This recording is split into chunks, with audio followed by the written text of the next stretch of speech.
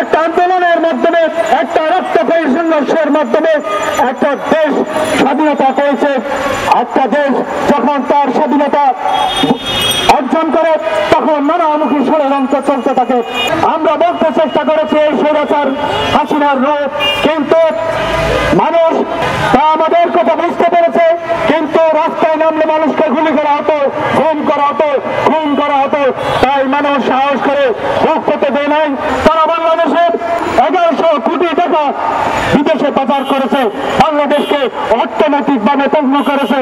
তারা বাংলাদেশে খুন করেছে, খুন করেছে। তারা বাংলাদেশে আইনাঘর করেছে। বাংলাদেশের ছাত্র জনতার বিপ্লবের মাধ্যমে আজকে আমরা একটি স্বাধীন রাষ্ট্র পেয়েছি। বাংলাদেশের স্বাধীনতা সূর্য অস্তমিত করেছিল সেই শেখ হাসিনা। আমাদের এই স্বাধীনতাকে ভুলণ্ঠিত করে আমাদের মুখের ভাষা কেড়ে নিয়ে আমাদেরকে দীর্ঘ 1.5 যুগ আমাদেরকে কথা বলতে দেয়, আমাদেরকে মানুষের বুক ফুলিয়ে চলার কোন অধিকার ছিল না। বাংলাদেশের আপামর জনতা দীর্ঘ 16 বছরে আমরা রাজনীতি বিরোধী কাজ করেছি, মানুষকে বুঝিয়েছি, মানুষের দরবারে গিয়েছি।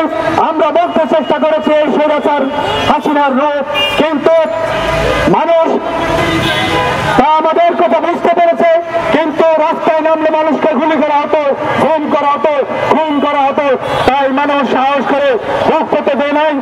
গত জুলাই মাসের 15 তারিখ থেকে বাংলাদেশের আপামর জনতা এবং ছাত্র সমাজ তাদের বুকের তাজা রক্ত দিয়ে বাংলাদেশকে আবার স্বাধীনতার সেই স্বাদ গ্রহণ করার সুযোগ করে দিয়েছেন।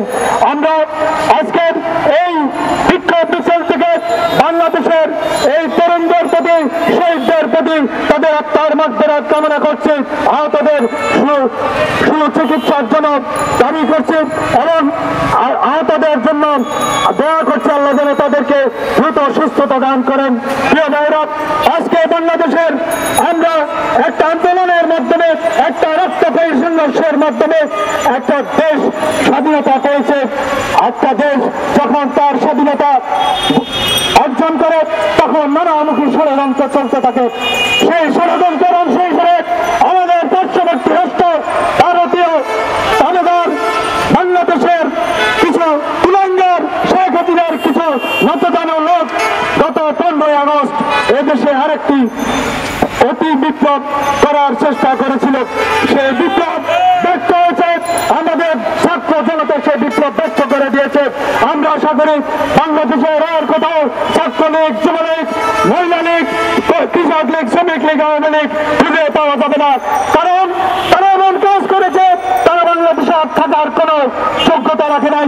বাংলাদেশের মানুষের জন্য কোনো কথা বলার তাদের যোগ্যতা নেই। তারা বাংলাদেশের 1100 কোটি টাকা বিদেশে পাচার করেছে, বাংলাদেশকে অর্থনৈতিকভাবে তগ্ন করেছে। তারা বাংলাদেশে খুন করেছে, খুন করেছে।